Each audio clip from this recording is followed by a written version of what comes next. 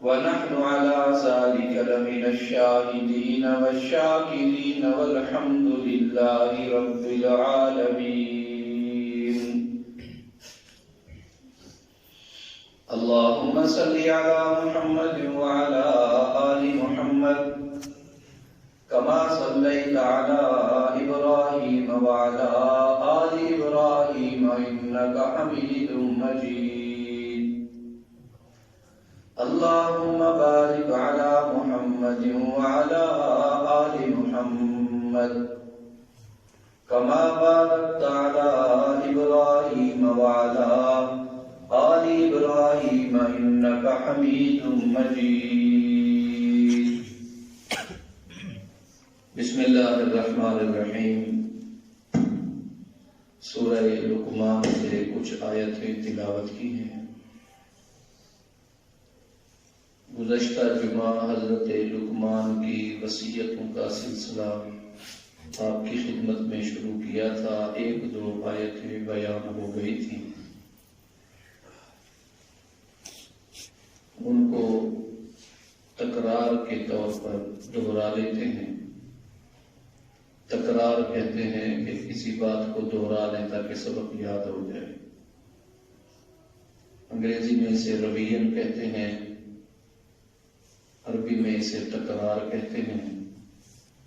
وَإِذْ قَالَ لُقْمَانُ لِابْنِهِ وَهُوَ يَعِظُهُ، جب حضرت لقمان اپنے بیٹے کو نصیحت فرما رہے تھے، یا بنی لا تشرک باللہ، میرے بیٹے کسی کو اللہ کے ساتھ شریک نہ کرنا.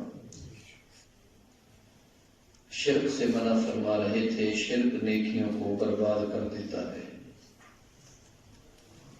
پھر وجہ بھی بتائی، ان الشرک لظلم عظیم، کسی کے بھی حقوق کا خیال نہ کرنا ظلم ہے، لیکن اللہ کے حقوق کا خیال نہ کرنا یہ ظلم عظیم ہے. اللہ کا حق ہے کہ ہم اللہ کو وحدہ لا شریک مانیں. وَوَصَّيْنَا الْإِنسَانَ بِوَالِدَيْهِ، ہم نے انسان کو وصیت کی ان کے والدین کے بارے میں. والدین دو ہوتے ہیں، ایک کو اب باپ کہتے ہیں، والد کہتے ہیں، دوسرے کو والدہ ماں کہتے ہیں. ان دونوں کے حقوق کے متعلق وصیت فرما کے پھر ماں کا خصوصیت کے ساتھ ذکر فرمایا. حملتہ امہ وہنا علی وہن، ماں تو بندے کو بوجھ در بوجھ اٹھائے پھر رہی ہوتی ہے. یہ مدت حمل کا ذکر ہے. وفصالہ فی عامین، 2 سال دودھ پلاتی ہے. یہ مدت رضاع کا ذکر ہے. لہذا جس نے اتنی مشقت برداشت کی، انشکر لی، اللہ فرماتے ہیں ماں کی اس مشقت کا بھی شکر میرا ادا کرو کہ تمہاری ماں کے دل میں یہ محبت میں نے پیدا کر دی. انشکر لی، میرا شکر ادا کرو. وَلِوَالِدَيْكَ، میرے بعد پھر اپنے والدین کا شکر ادا کرو، شکریہ ادا کرو جنہوں نے تمہاری تربیت پر اپنی توانائی خرچ کی. پھر ایک تاکید اور فرمائی، وَإِن جَاهَدَاكَ عَلَىٰ أَن تُشْرِكَ بِي مَا لَيْسَ لَكَ بِهِ عِلْمٌ، اگر یہ تمہارے ساتھ کسی کو شریک ٹھہرائیں، تمہیں یہ حکم دیں کہ اللہ کے ساتھ کسی کو شریک ٹھہراؤ جس کا تمہیں بھی علم نہیں انہیں بھی علم نہیں، یعنی کوئی ایسا مسئلہ جس مسئلے کا انہیں پتہ ہی نہیں وہ اس پر عمل کرنے کا حکم دے. خاص طور پر شرک کا ذکر ہے. اس کے عموم میں تمام وہ مسائل جو غیر اسلامی ہیں. فلا تطعهما، تو ان مسائل میں، ان احکامات میں اپنے والدین کی بات بھی نہ ماننا. وصاحبهما فی الدنیا معروفا، مگر ان دونوں کے ساتھ حسن سلوک سے پیش آنا. امام عبید اللہ سندھی رحمت اللہ علیہ، مولانا عبید اللہ سندھی رحمت اللہ علیہ، ان کی والدہ نے کلمہ نہ پڑھا. وہ اپنے سابقہ دین پر قائم رہی، عیسائیت پر۔ آپ عالم بن گئے، مسلمان ہو کر عالم نہ بنے بلکہ امام انقلاب بن گئے۔ اس کے باوجود بھی جب آپ کبھی اپنی والدہ کو ملنے آتے تھے، اس کے باوجود کہ وہ کافرہ تھیں، آپ ان کے ہاتھ دھلاتے، پاؤں دھلاتے، ان کو کھانا کھلاتے، ان کی خدمت کرتے، ان کے لیے کوئی بھی ضرورت ہوتی اس کا پورا خیال کرتے تھے۔ یعنی باوجود اس کے کہ وہ ان کے مذہب کو انہوں نے قبول نہ کیا، وہ اپنے آبائی مذہب پر رہی، پھر بھی آپ ان کے ساتھ حسن سلوک سے پیش آتے تھے۔ وَاتَّبِعْ سَبِيلَ مَنْ أَنَابَ إِلَيَّ، اور ایک وصیت کا ذکر آیا کہ اے ان راہوں پر چلنا جو راہیں تمہیں مجھ تک لے آئیں، اللہ کے قریب کر دیں۔ ایسی کسی روش کو، ایسی کسی عادت کو نہ اپنانا، ایسے لوگوں کی سوسائٹی میں نہ بیٹھنا جن لوگوں کی سوسائٹی سے تمہاری سوچ بدلے، تمہارا مزاج بدلے، تمہاری عادات بدلے۔ دوست وہ بھلا جو خیر کا کام بتائے، خیر کی راہ دکھائے۔ اللہ کے نبی ارشاد فرماتے ہیں الوحدۃ، تنہائی، خیر، بہتر ہے من جلیس السوء، برے دوست سے۔ برے دوست سے تو تنہائی بہتر ہے۔ وجلیس الصالح خیر من الوحدۃ، اور نیک دوست تنہائی سے بہتر ہے۔ پھر تنہا رہنے کی ضرورت نہیں ہے، اگر اچھا ساتھی اور دوست ہے تو اس کے ساتھ رہیں، اس کے ساتھ رہنے سے تمہیں فائدہ ہوگا۔ آگے ارشاد فرمایا ثم الی مرجعکم، تم یاد رکھنا تم سب کو لوٹ کر اللہ کے حضور جانا ہے۔ فانبئکم بما کنتم تعملون، اللہ فرماتے ہیں میں تمہیں تمہارے ہر عمل کے متعلق خبردار کروں گا، مطلع کروں گا، تمہیں بتا دوں گا تم نے کون کون سے عمل کیے تھے۔ اب کون کون سے عمل کیے تھے، کتنے چھوٹے بڑے عمل، وہ سارے بتا دوں گا آج کی اس آیت کریمہ میں سنیں۔ حضرت لقمان اپنے بیٹے کو فرما رہے ہیں یا بنیا، اے میرے بیٹے، انہا ان تک مثقال حبۃ من خردل، خردل کہتے ہیں وہ جنس جس سے وہ زمینی پیداوار جس سے ہم تیل بناتے ہیں، سرم جس کو کہتے ہیں، سرم، سریکے جانو وکھر، سرم، یہ جس سے تیل بنایا جاتا ہے۔ اس کا دانہ بالکل باریک دانہ ہے، اس میں بھی ایک موٹے دانے والی بھی ہوتی ہے، ایک باریک والی بھی۔ مسقال کا لفظ فرمایا، مسقال تولنے کے اعتبار سے کم ترین جو باٹ ہے، سب سے چھوٹا رتی، اور اس سے بھی کم، کہتے ہیں 5 چاول سے 1 رتی بنتی ہے، اور مسقال 1 چاول سے بھی کم۔ چھوٹے سے چھوٹا جو پیمانہ ناپ تول کا ہے اس کا ذکر فرمایا کہ اتنی قلیل ترین شے جو ناپنے تولنے میں بالکل مختصر اور تھوڑی ہے، وَإِن تَكُ مِثْقَالَ حَبَّةٍ مِّنْ خَرْدَلٍ، چاہے سرم کے دانے کے برابر مختصر ترین بھی کوئی کام تم نے کیا ہو، اور کہاں کیا ہو، فَتَكُنْ فِي صَخْرَةٍ، کسی چٹان کے نیچے کیا ہو، بڑی چٹان میں۔ ہم تو سمجھتے ہیں کہ دیوار کی اوٹ میں کسی نے نہیں دیکھا، لہٰذا ہم اپنے آپ کو محفوظ سمجھتے ہیں۔ نظروں سے اوجھل ہو گئے تو ہمیں کسی نے نہیں دیکھا، ہم اپنے آپ کو محفوظ سمجھتے ہیں کہ ہمارے اس گناہ کا پتہ کسی کو نہیں چلا، ہمارا یہ عمل کسی کی نظر میں نہیں آیا، ہم اپنے مقصد میں پورے ہوئے اور کسی نے دیکھا تک نہیں۔ تو حضرت لقمان اپنے بیٹے کو سمجھا رہے ہیں، بیٹا اگر مختصر ترین چھوٹے سے چھوٹا عمل بھی مثقال ذرۃ حبۃ من خردل، خردل سرم کے دانے کو توڑے، اس کے ٹوٹنے پر جو اس کا باریک ترین ذرہ ہے وہ بھی اگر ہوا، اور ہوا بھی کہاں، کھلے میدان میں نہیں، چھت پہ نہیں، فتکن فی صخرۃ، پہاڑ اور پہاڑ کی چٹان کے نیچے، او فی السماوات، یا ساتوں آسمانوں میں سے کہیں، او فی الارض، یا زمین میں کہیں، یاتی بہ اللہ، اللہ اسے بھی نکال کر قیامت کے دن تیرے سامنے رکھ دیں گے۔ قرآن سچا۔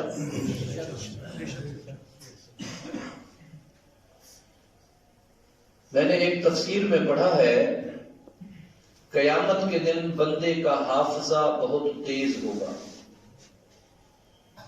بندے کے حافظے پر ایک چیز بڑی نقصان دیتی ہے، اس کو کہتے ہیں نسیان، بھول جانا۔ کبھی کبھی بھول جانا فائدہ ہے اور کبھی کبھی بھول جانا نقصان ہے۔ غموں کو بھلانا فائدہ ہے۔ اگر والد جس دن فوت ہوا ہو، اس دن کی کیفیت جو غم کی بندے پر ہے وہ اس کے بعد ہمیشہ رہ جائے تو آدمی تو اپنی بقیہ زندگی نہیں گزار سکتا۔ خدا نہ خواستہ دکان کو آگ لگی، کھیتی اجڑ گئی، مکان گر پڑا، کوئی اور نقصان ہوا، اس نقصان کو اور اس غم کو اگر بندہ ہمیشہ اسی طرح یاد رکھے جو پہلی مرتبہ خبر سن کے اسے غم ہوا تھا، تو پھر ہم زندگی گزار نہیں سکتے۔ اس لیے کبھی کبھی نسیان نعمت ہے، البتہ کبھی کبھی نسیان نقصان بھی ہے۔ خیر کے کام بھول گئے، کیے ہوئے وعد و پیمان بھول گئے، بھلائیاں بھول گئیں، احسانات بھول جائے بندہ، یہ نہیں کرنا چاہیے۔ قیامت کے دن ہماری قوت حافظہ تیز ہوگی۔ ہم 80 سال کے ہو کے مرے، 60 سال کے ہو کے مرے، 70 سال کے ہو کے مرے، یا 100 سال کے ہو کے موت آئے، آنی تو ہے۔ اب ایک آدمی 100 سال کی عمر میں پہنچ جائے، وہ تو اپنوں کو پہچاننا بھول جاتا ہے، وہ ایسی عمر میں پہنچ جاتا ہے لیکن لا یعلم، اللہ فرماتے ہیں ایسی عمر میں پہنچ گیا کہ اب اسے پتہ ہی نہیں کہ میں کیا کہہ رہا ہوں، پہچان ہی نہیں سکتا۔ پوچھتا بھی تو کون ہے، اور ہم بتاتے ہیں جی میں ابو بکر ہوں، جی آپ کا پوتا، آپ کا اچھا ٹھیک ہے، کیا حال ہے، ٹھیک ہے۔ تو یہ جو ہمیں بھولنا یہاں ہے، حدیث پاک میں آتا ہے قیامت کے دن حافظہ اتنا تیز ہوگا کہ ہمارا ہر عمل وہ ہم نے کیا تھا بالغ ہونے کے بعد، اس سے پہلے بڑھاپے میں، جوانی میں، بچپن میں، جو قابل قدر ہے نیکی، وہ ہمارے سامنے آ جائے گی۔ ماشاءاللہ، یہ خیرات، یہ صدقہ، یہ نیکی، کھجور کا آدھا دانہ، آٹا، پانی، غلہ، ہنس کے بولنا، راستے میں پڑے پتھر چھلکے کو ہٹانا، اذیت سے روکنا، اذیت دینا۔ قرآن پاک میں آتا ہے فَمَن يَعْمَلْ مِثْقَالَ ذَرَّةٍ خَيْرًا، پھر وہاں مثقال کا لفظ ہے۔ اللہ فرماتے ہیں فَمَن يَعْمَلْ مِثْقَالَ ذَرَّةٍ خَيْرًا، خیرن کا، نیکی کے کام کا ایک معمولی سا ذرہ بھی جو مثقال کی طرح ہے، وہ بھی قیامت کے دن ضائع نہیں ہوگا، اللہ لے کر اسے تمہارے سامنے پیش کر دیں گے۔ پھر بندہ سوچے گا یار یہ میں نے صرف سلام ہی تو کیا تھا، میں نے تو باپ سمجھ کے اس کا حق سمجھا اسے سلام کرنا، بھائی سمجھ کے حق سمجھا اسے سلام کرنا، میں نے تو اسے دنیا داری کے طور پر دوست کو سلام کیا تھا، مجھے کیا پتا اس کی اتنی نیکی تھی، تو میں تو کبھی بھی کسی کو بغیر سلام کیے نہ ملتا ہے جی، کبھی کوئی نیکی، کبھی کوئی نیکی، اور پھر حافظے کے ساتھ، یاداشت کے ساتھ، ایسے جیسے ابھی کی ہو۔ اور بالکل اسی طرح کوئی غلطیاں، کوئی گناہ، کوئی عیب، کوئی برائیاں، کوئی حقوق العباد کی تلفی، کوئی ظلم، وہ اگر بندے سے سرزد ہو گیا، برائی، فواحش، منکرات، بے حیائی، نالائقی، وہ معمولی تھی، آنکھ کا گناہ تھا، کان کا تھا، زبان کا تھا، سوچ کا تھا، ہاتھ کا تھا، پاؤں کا تھا، بڑا گناہ تھا، چھوٹا گناہ تھا، وَمَن يَعْمَلْ مِثْقَالَ ذَرَّةٍ شَرًّا، شر، گناہ، عیب چھوٹے سے چھوٹا بھی اگر کیا ہوگا یارا اللہ قیامت کے دن سامنے پیش کر دیں گے، اور حافظہ اتنا تیز ہوگا کہ بندہ مکر ہی نہیں سکتا۔ مکرے کیسے؟ وہ تو یوں لگ رہا ہوگا جیسے ابھی یہ کام میں نے کیا۔ اور پھر بعض اگر چالاک لوگ مکرنے کی کوشش بھی کریں تو اللہ فرماتے ہیں الیوم نختم علی افواہہم، ہم ان کے منہ پر مہر لگا دیں گے، منہ پر سٹیمپ، میں جدید دور کے مطابق کہہ دوں ایلفی لگ گئی، سٹیپلر لگ گیا، اب منہ اور زبان بول نہیں سکتے۔ وَتُكَلِّمُنَا، ہم بات کرنے کی صلاحیت دیں گے، ایدیہم، ان کے ہاتھوں کو، وَتَشْهَدُ، اور شہادت دیں گے، أَرْجُلَهُمْ، ان کے پاؤں، منہ پہ مہر لگ جائے گی، انکار اقرار زبان سے جو ہوتا ہے یہ زبان معطل ہو جائے گی، یہ بول نہیں سکے گی۔ وَتُكَلِّمُنَا أَيْدِيهِمْ وَتَشْهَدُ أَرْجُلُهُمْ، ان کے پاؤں گواہی دیں گے اور ہم بولنے کی قوت دے دیں گے ہاتھوں کو۔ یہ ہاتھ بتائے گا کہ تو نے کیا زیادتی کی، پاؤں بتائیں گے تو نے کیا ظلم ڈھایا، پھر پتا چلے گا آدمی مکرنا بھی چاہے تو مکر بھی نہیں سکے گا۔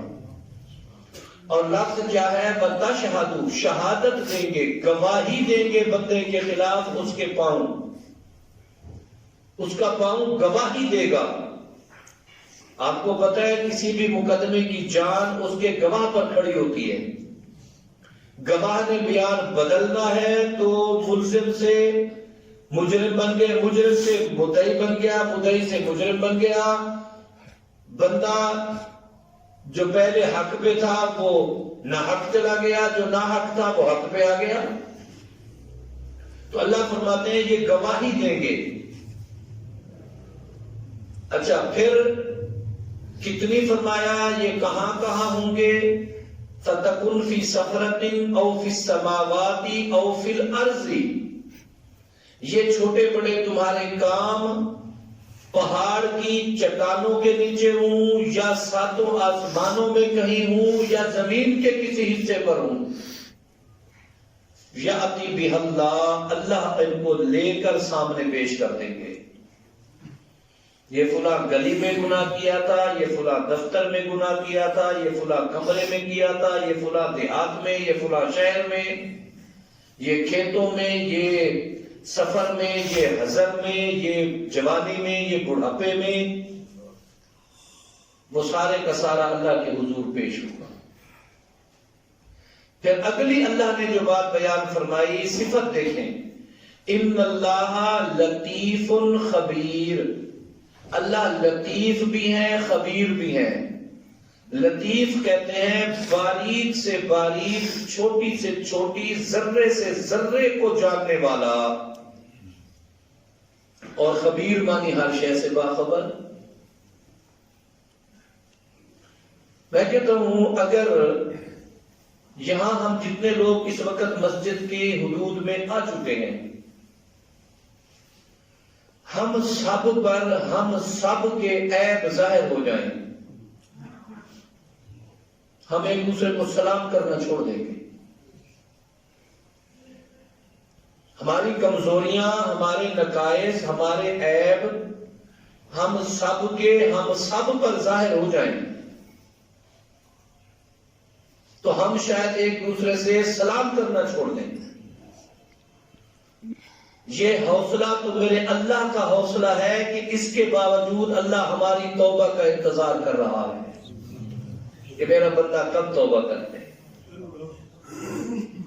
حدیث پاک میں آتا ہے، اللہ کے نبی ارشاد فرماتے ہیں، بندہ جب کثرت گناہ کرتا ہے اور اس کے گناہوں کی کثرت سے زمین اور آسمان کا خلا بھر جاتا ہے،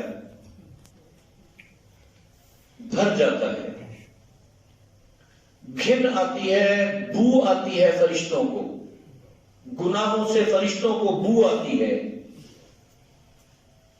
ہر خوشبودار شے ہر ایک کو خوشبودار نہیں لگتی، ہر بدبودار شے ہر ایک کو بدبودار نہیں لگتی۔ جانوروں کو جن چیزوں سے بدبو آتی ہے ہو سکتا ہے انسانوں کو نہ آتی ہو، انسانوں کو جن چیز سے آتی ہے ہو سکتا ہے جانوروں کو نہ آتی ہو۔ تو فرشتوں کو ہمارے جن کاموں سے خوشبو آتی ہے وہ اللہ کا ذکر اور نیکیاں ہیں، اور فرشتوں کو ہمارے جن کاموں سے بدبو آتی ہے وہ گناہ ہیں، وہ ہمارے عیب ہیں۔ جب ہمارے عیب بھر جاتے ہیں، زمین اور آسمان کا خلا ہمارے گناہوں سے بھر جاتا ہے، تو فرشتے استدعا کرتے ہیں یا اللہ ہمیں حکم دیں ہم اس بندے کو پٹک کے ماریں۔ آسمان کہہ اٹھتا ہے اے اللہ مجھے اجازت دے میں پھٹ جاؤں، اس پر گر پڑوں۔ حدیث کے اگلے الفاظ یہ ہیں کہ زمین فریاد کرتی ہے یا اللہ اس ظالم کو میں اپنے سینے پر نہیں سہ سکتی، مجھے اجازت دے میں اسے نگل جاؤں جس طرح قارون کو خزانے سمیت نگل گئی۔ فخسفنا به وبداره الارض، ہم نے اسے اور اس کے سارے گھر اور بال و جلاد کو زمین میں دھسا دیا۔ پہاڑ اپنی قوت شامخہ کے باوجود کہہ اٹھتے ہیں یا اللہ ہمیں اجازت دے ہم ابھی ریزہ ریزہ ہوں اور اس کو چور سے چور کر دیں، اس کی اینٹ سے اینٹ بجا دیں۔ سمندر کہہ اٹھتے ہیں یا اللہ ہمیں اجازت دے ہم حدوں سے باہر نکلیں اور پھیل کے پورے اس کو تباہ و برباد کر کے غرق کر دیں۔ چاروں چیزوں کا ذکر آتا ہے حدیث پاک میں۔ اللہ تعالیٰ اس آسمان کو، اس زمین کو اور اس سمندر کو اور اس پہاڑ کو پتہ کیا کہتے ہیں؟ سبحان اللہ۔ اللہ فرماتے ہیں تم اتنا جذباتی ہو رہے ہو، یہ میں اب اپنی بات خطیبانہ انداز میں کر رہا ہوں، یہ بتاؤ یہ بندہ تمہارا ہے یا میرا ہے؟ تو یہ چاروں عناصر کہہ اٹھتے ہیں یا اللہ بندہ تو تیرا ہے۔ تو اللہ تعالیٰ فرماتے ہیں جب بندہ میرا ہے اور میں اسے اس حالت میں دیکھ کر بیٹھا ہوں، انتظار کر رہا ہوں، تم بھی صبر کرو، یہ اگر توبہ کر لے گا تو جو خلا گناہوں سے بھرا ہوا ہے میں اس سیئات کو حسنات میں تبدیل کر دوں گا، میں اسے نیکیوں میں بدل دوں گا، میں اس سیئات کو حسنات میں بدل دوں گا، میں نیکیوں میں بدل دوں گا۔ اللہ تعالیٰ حوصلے والے ہیں، سبحان اللہ۔ یہ قوت برداشت میرے اللہ کی شان ہے۔ باپ تھک جاتا ہے اولاد سے، استاد تھک جاتا ہے شاگردوں سے، رحم دل اور ملن نثار مونس قسم کا حاکم اور افسر تھک جاتا ہے گستاخ قسم کے اور نافرمان اور نااہل ماتحت سے۔ یہ میرے اللہ کی شان ہے کہ اپنے بندوں کا انتظار کرتا ہے، سبحان اللہ۔ حضرت لقمان اپنے بیٹے کو یہ نصیحت فرما رہے ہیں، چھوٹی سے چھوٹی شے، بڑی سے بڑی شے، پہاڑوں میں ہو، چٹانوں میں ہو، آسمانوں میں ہو، زمین میں ہو، اللہ سب کو لا کے قیامت کے دن پیش کر دیں گے۔ اب ہم ذرا مراقبہ کرتے ہیں، مراقبہ۔ آپ کو اگر یاد ہو میں اکثر کہا کرتا ہوں مراقبہ کا معنی اپنی نگرانی کرتے ہیں، گہری نظر ڈالتے ہیں اپنے آپ پہ۔ میں بھی ڈالوں اپنے آپ پہ، آپ بھی ڈالیں۔ سچی بات یہ ہے ہم اپنے آپ کو منہ دکھانے کے شاید قابل نہ رہیں۔ ہمارے مالیات، ہماری معاشیات، ہماری معیشت، ہماری معاشرت، ہماری طرز زندگی، ہمارا بود و باش، ہمارا رہن سہن، شاید ہم ایک دوسرے کو بھی منہ نہ دکھا سکیں، اپنے قابل بھی نہ رہیں۔ اہل اللہ جو صوفیاء جن کو کہتے ہیں یا سادہ لفظوں میں جنہیں پیر کہتے ہیں، وہ اپنے اپنے مقامات پر بیٹھے اپنے مریدین کو اس بات کی ترغیب دیتے ہیں کہ مراقبہ کرو۔ مراقبہ کا معنی ہے تھوڑی دیر آنکھیں بند کر کے غور کرو کہ مجھ سے کتنے گناہ ہوئے اور ان میں سے کتنوں پر میں معافی مانگ چکا، کتنوں کی معافی باقی ہے، معافی کے بعد کیا میں نے دوبارہ بھی کیے یا باقی جو معافی مانگی تھی توبہ کی شکل میں وہ توبہ پہ قائم ہوں؟ اگر معافی مانگی تھی اور توبہ کی تھی اور توبہ پر قائم بھی ہوں پھر دوبارہ وہ نہیں کیا، اس کا مقصد یہ ہے کہ میں اپنے آپ کو تسلی دے سکتا ہوں۔ اور اگر ایسا نہیں ہے اور معافی مانگی تھی، شرمندہ ہوا تھا لیکن پھر ٹوٹ گئی، توبہ کی تھی پھر ٹوٹ گئی، توبہ کی تھی پھر ٹوٹ گئی، اللہ کے نبی جناب رسول اللہ صلی اللہ علیہ وآلہ وسلم ارشاد فرماتے ہیں بار بار توبہ کرتے رہو۔ ایک مرتبہ صحابہ نے عرض کیا اے اللہ کے نبی ہمارے ماں باپ آپ پہ قربان، ہمیں شرم آتی ہے، غلطی ہوگی پھر توبہ، پھر غلطی ہوگی پھر توبہ، یہ کہیں یہ توبہ ہمارا بہانہ ہی نہ بن جائے۔ فرمانے لگے تمہاری توبہ کرتے رہنا اس میں تنگی آ سکتی ہے، میرے اللہ کی رحمت ان سب سے وسیع ہے، اس میں تمہاری تنگی آ سکتی ہے لیکن اللہ کی رحمت تو وسیع ہے۔ یا بنیا اے میرے بیٹو، حضرت لقمان کی وصیت کا ایک اور پہلو، اب جناب لقمان اپنے بیٹوں کو نصیحت کر رہے ہیں، کاش کہ اللہ ہمیں بھی وہ والد بنائے کہ اپنے بچوں کو یہ ترغیبات دے سکیں۔ اللہ نے قرآن پاک میں اس کو محفوظ اس لیے کیا کہ اسے اپناؤ، میں سنانے کا مزہ لے لوں، آپ سننے کا مزہ لے لیں، میں سناتے وقت اب سنانے کے باوجود ان باتوں کا مجھ پہ اثر نہ ہو، خدا نہ خواستہ سننے کے باوجود آپ پہ اثر نہ ہو، سنانا بھی بیکار سننا بھی بیکار، میں سنانے والا بھی اثر لوں، کہاں کہاں میری کمزوریاں ہیں ان کی اصلاح کروں، آپ سننے والے بھی اثر لیں کہ کہاں کہاں ہماری کمزوریاں ہم اصلاح کریں۔ اگر فریقین اس کو سچی طلب سے لے لے تو قرآن بے اثر نہیں ہے، قرآن با اثر کتاب ہے، مؤثر کتاب ہے۔ یا بنیا اے میرے بیٹے، اقم الصلاۃ نماز قائم کرنا۔ حضرت لقمان کی یہ وصیت، اس کے الفاظ اللہ نے قرآن پاک میں محفوظ فرمائے اور قیامت تک کے لوگوں کو دے دیے، پڑھو اور عمل کرو۔ یا بنیا اے بیٹے، اقم الصلاۃ نماز قائم کرنا۔ میرے ساتھیوں، نماز کی مقداریں، نماز کے اوقات، نماز کی تعداد یہ تو ہر شریعت میں مختلف رہی ہے، لیکن ہر شریعت میں نماز رہی ضرور ہے۔ بعضوں کو نماز دن کی روشنیوں میں حکم تھا، بعضوں کی نماز رات کو حکم تھا، بعضوں کی نماز دن اور رات دونوں میں تھی۔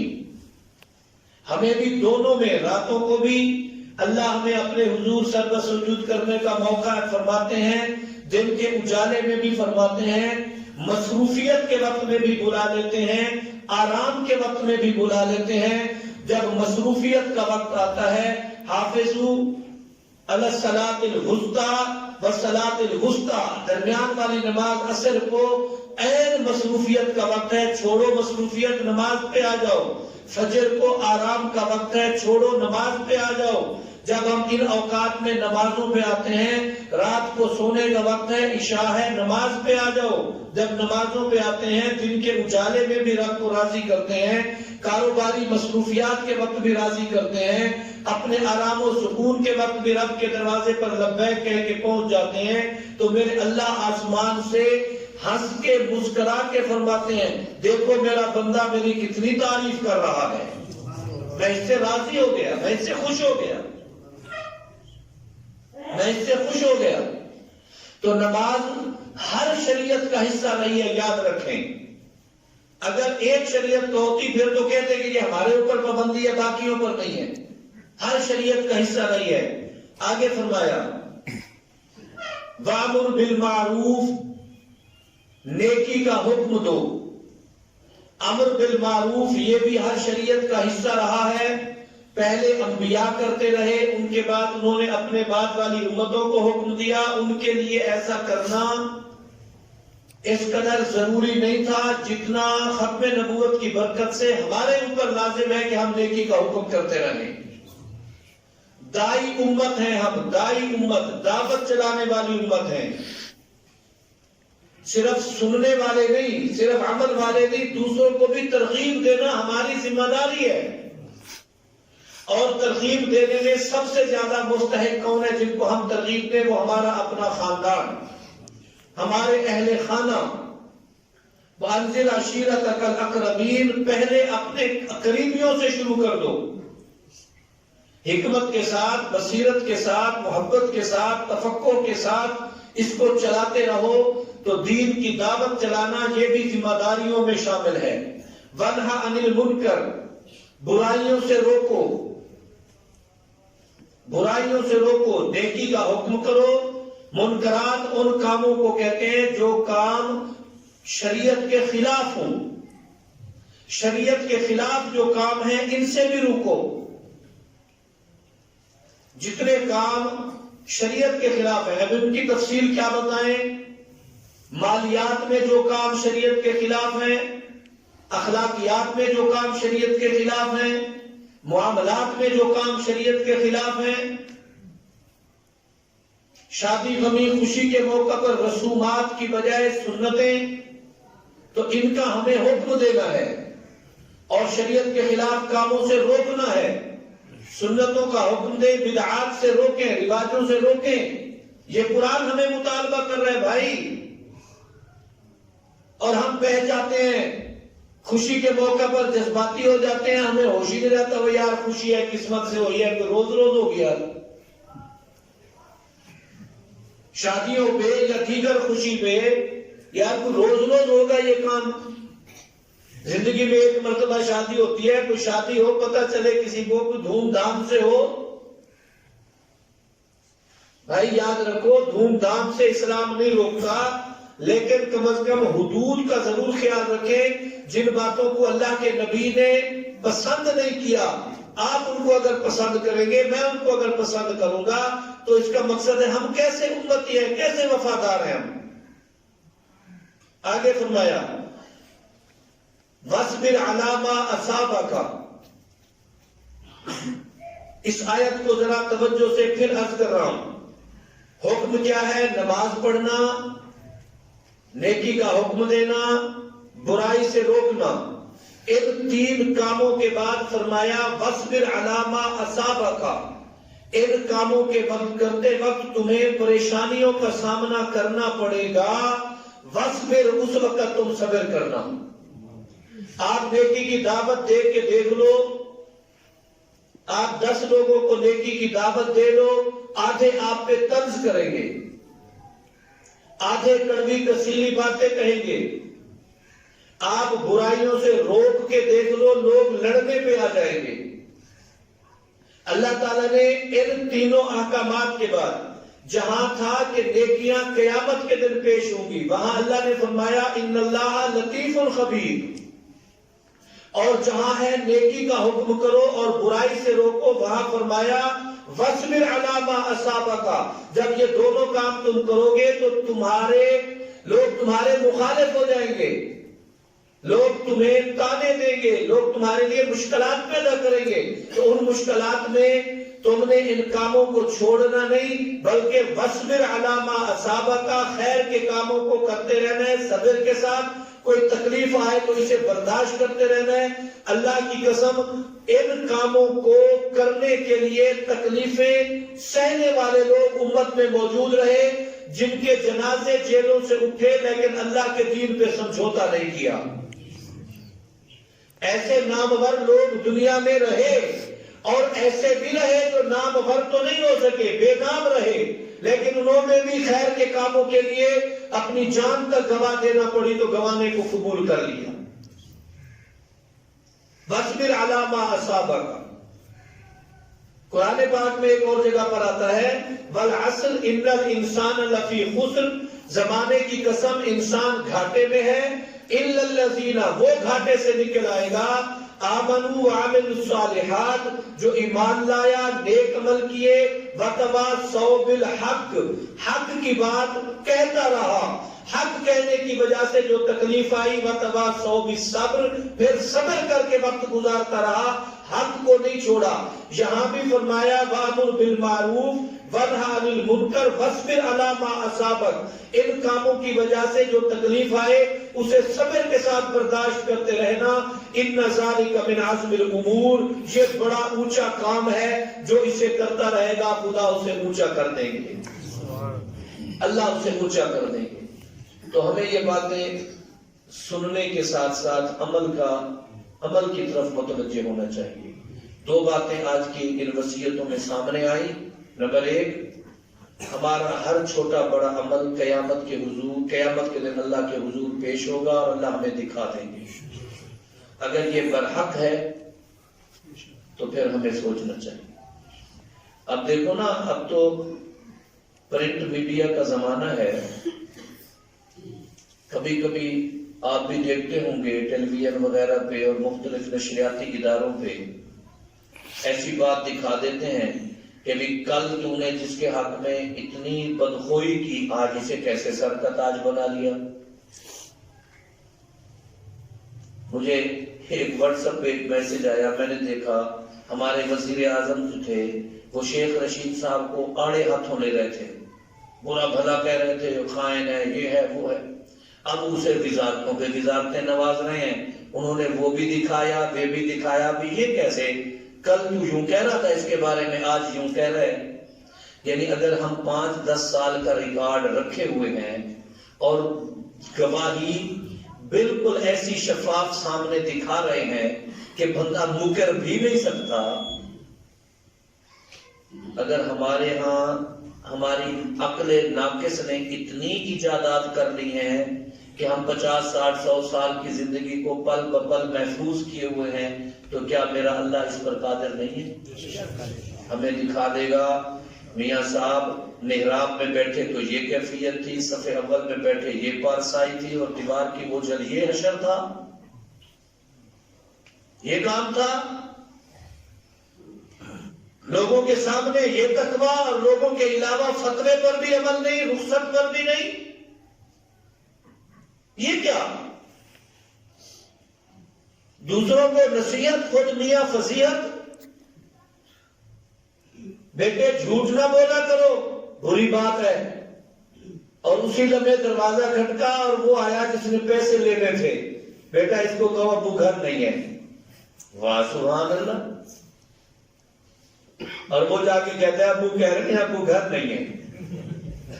بچے تو سچے ہوتے ہیں، ابو کہہ رہے ہیں ابو گھر نہیں ہے، واہ بھائی واہ۔ تو ہمیں ان باتوں کا خیال رکھنا چاہیے، اسے خود احتسابی کہتے ہیں۔ اگر ہم یہ خود احتسابی نہ کر پائے تو یقین جانیے پھر قرآن صرف مردے بخشوانے تک رہے گا، قرآن کتاب انقلاب تب پڑھے گا، بنے گا جب ہم اس کی ایک ایک بات کو لیں گے اور عمل کریں گے۔ وآخر دعوانا الحمدللہ رب العالمین۔